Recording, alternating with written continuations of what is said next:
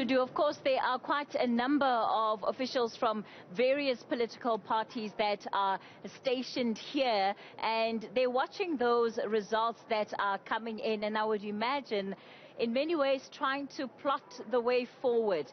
Given the way that things are looking right now, we're looking at 47 hung municipalities, or hung councils rather, across the country. Coalitions are really going to be one of the main orders of the day post this election. Well, somebody I bumped into on the corridors or on the floors here at the National Results Operations Center is the ANC's National Chairperson, Mr. Gwede Mantashe. Gwede Mantashe, good evening to you. Thank you so much for your time tonight on News at Prime. Evening, Kathy. I'm happy to be here. Let's talk about the fact that, you know, yesterday I saw a picture of you trending on social media. You were sitting there and you looked very angry. You looked like you were just not happy with what you were seeing on the scoreboard. No, I was being respectful to the journalist who talked to me. I was not angry at all. I was very respectful to the journalist. The ANC table seems to be quite somber right now. And even yesterday, there's just a somberness around the table. What's going on? The reality of the matter is that the ANC is an old organization. And it analyzes situation, it confronts and deals with them as reality. Somebody was telling us that you are declining. I tried to show a picture to this person. I said, no, the ANC is not declining. The ANC is multiplying. Every second party on the floor here comes out of the ANC. And that means our ideas are multiplied everywhere. But the numbers, if you look at the numbers, yes, the ANC is coming down systematically, but the ideas of the ANC are multiplied everywhere. Is that what you're telling yourself to keep yourself optimistic? No, it's reality. If you look at that, you can take IFP, PAC, UDM, you take COPE, you take EFF, I can go on and on and on. They are all coming from the ANC. That's why all those parties will not come public and say, will not talk to the ANC. People will say, well, they won't talk to us. Are people who have been opponents of the ANC all the time. It will be the DA and DA Light called Action South Africa. That is DA Light. So it's from one cloth. Action South Africa is coming from the DA. And therefore it can't talk to us. That's why they go public and say, won't talk to the ANC. We'll talk to everybody who talks to us. I'll get to how you're approaching the coalitions and talks around forming potential governments in a moment. But I just want you to reflect for us on these results that we have in front of us. You look at Tshwane, you look at the city of Johannesburg, you look at Ekurhuleni. The ANC has lost incredible support. eThekwini is one that has also surprised quite a number of people. How is the ANC interpreting these results? What are they saying to you about the state of the organization, and most importantly, why it is that voters are not trusting you with the majority support? Let me give you the example.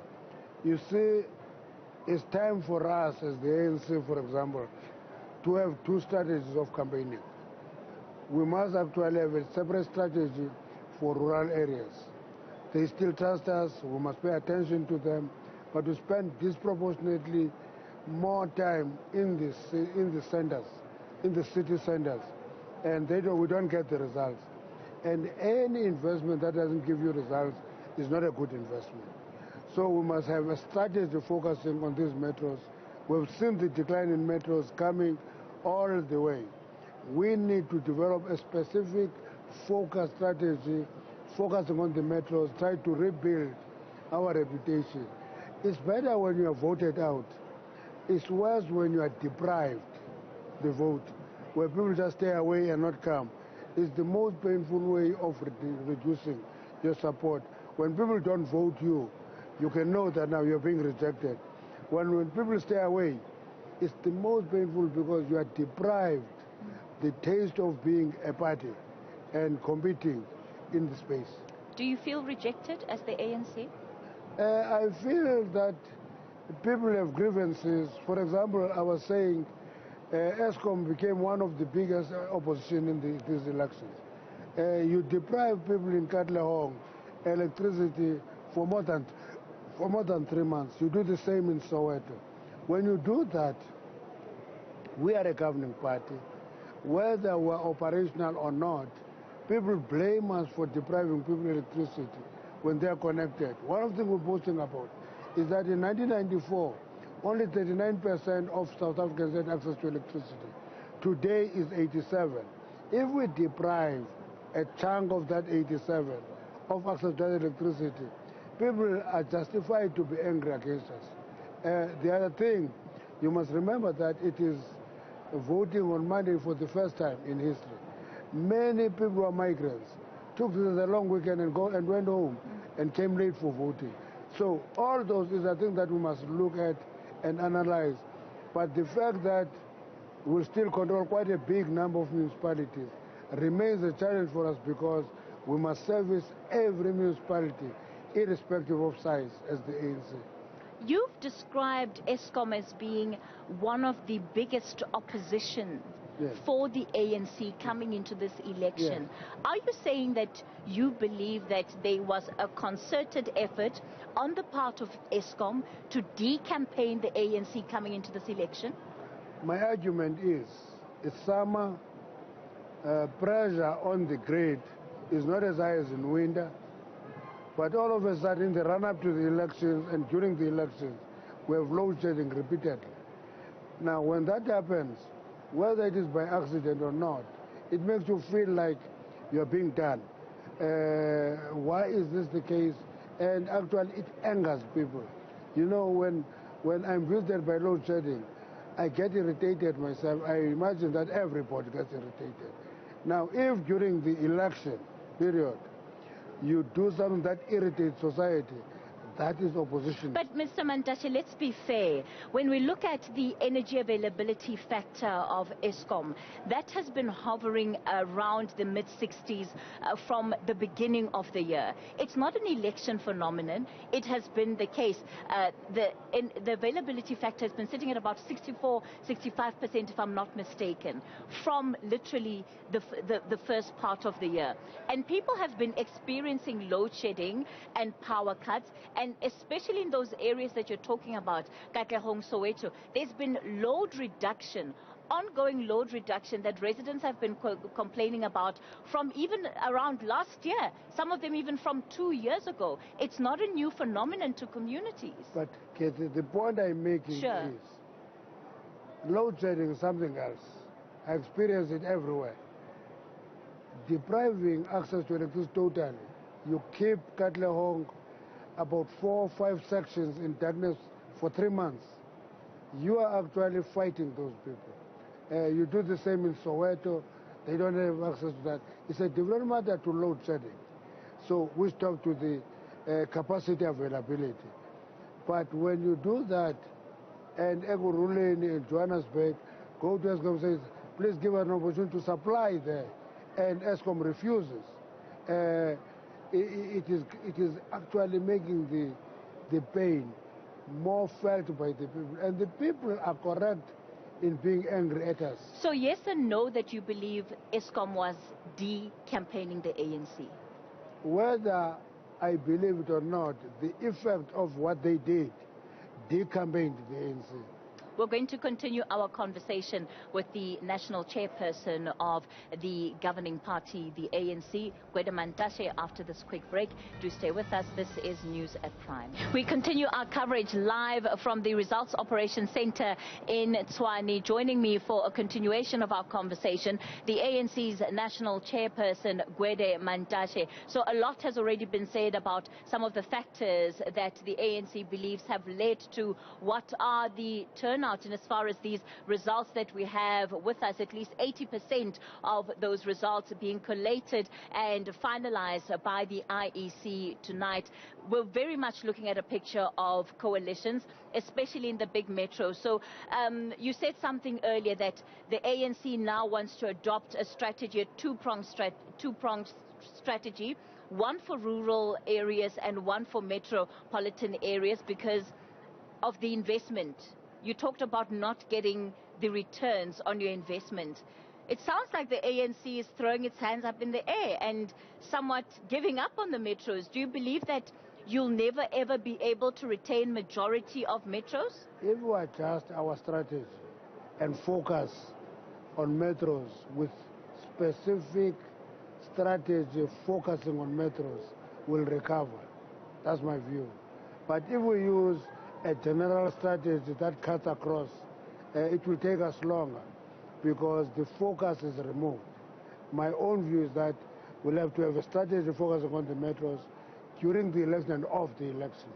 Just pay attention to issues. For example, the issue of the electricity I talked about.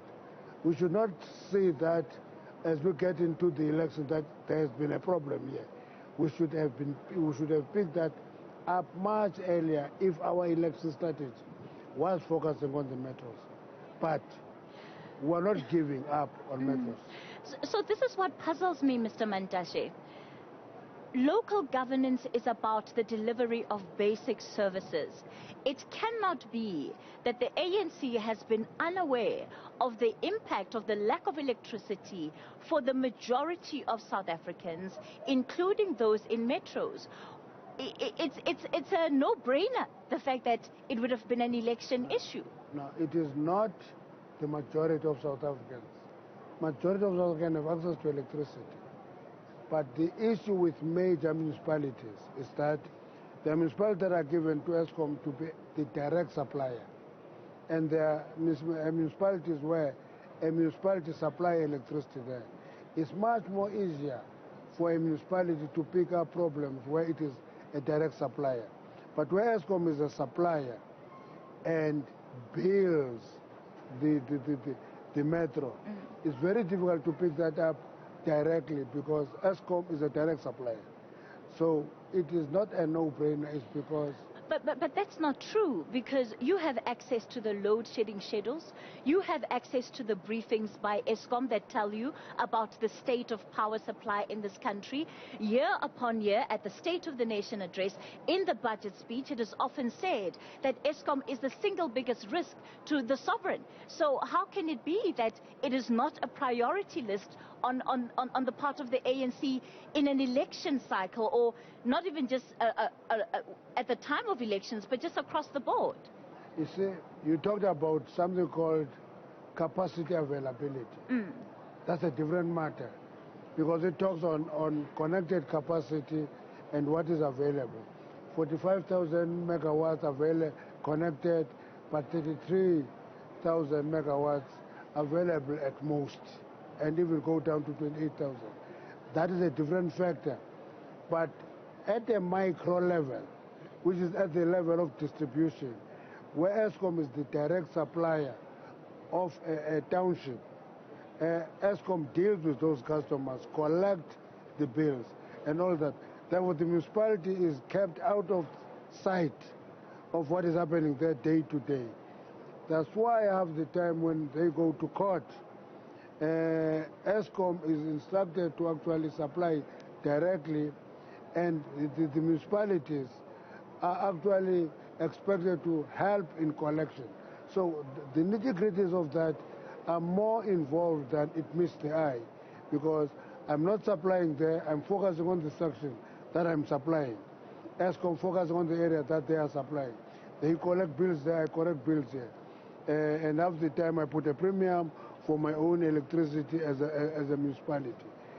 It's a very complex situation, and we must understand it better, work on it. I want to move on from that issue and get into the coalitions, right? So undoubtedly, you're going to have to enter into coalition governments. Did you expect the results out of eThekwini to be as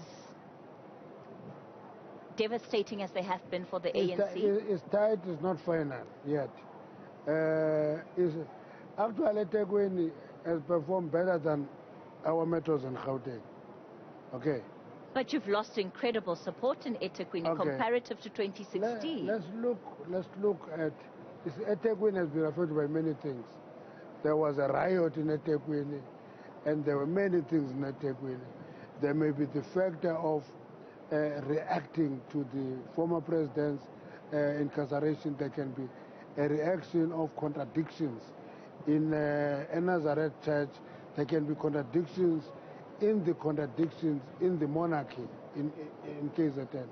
All those factors are directly impacting on KZN. So any performance in KZN is swimming against those heavy streams. And therefore, as we mark their performance, we're looking at that. And that's why we see the difference between the performance of the ANC in the southern part of the province and the northern part of the province. Who has the ANC called in terms of testing the waters and starting conversations for potential coalition governments? We have not started talking to anybody yet, except that we're still shadow boxing with each other. But what we have decided to do, we'll confirm it when we meet, is that when a person goes out and says, we are not going to talk to the ANC is not going to go to that person. The day said so. But Herman Mashaba has said that you had called him, an official of the top 6 had called him. I think Herman was just excited. I think there's newly acquired power that he has. It excites him. He must slow down a little bit. We don't discuss coalitions in the floor of the results center. If I say good morning to you, you say that official talked to me. He was just excited. The reality of the matter is that he goes public and says, I won't talk to the ANC. The reality of the matter is that if that is his attitude, won't talk to him. If the day says so, as they have, won't go to them. In any way, ideologically, that is one side of the coin. Because there's the DA, which will fight with us immediately on transformation and BE. Day one will fight. So when is the ANC expecting to consolidate its framework for how it is going to be forming coalition governments? The framework is solid. It's documented. It will guide us, but it guides you to talk to people. So when are you going to start talking to people? No, the results are not final yet. But yesterday, it was your head of elections, Fikile Mbalula, who said at 70% of the vote, the ANC would then begin looking at coalitions and seeing who they need to talk to. No, the ANC must look into coalition broadly. For example, we have 14 hung municipalities in the Western Cape. It's quite an interesting development for us because it reflects better performance from the past and the decline of somebody. And we must think carefully on the coalitions there. And the other coalitions in other provinces will talk to people, but we know our approach and the ideological framework for coalitions. We have that, but we don't put the cart before the horse. The national chairperson of the ANC, Gwede Mantashe, there. We're going to have to leave it there, unfortunately, for tonight, but I will certainly be continuing the conversation offline for now.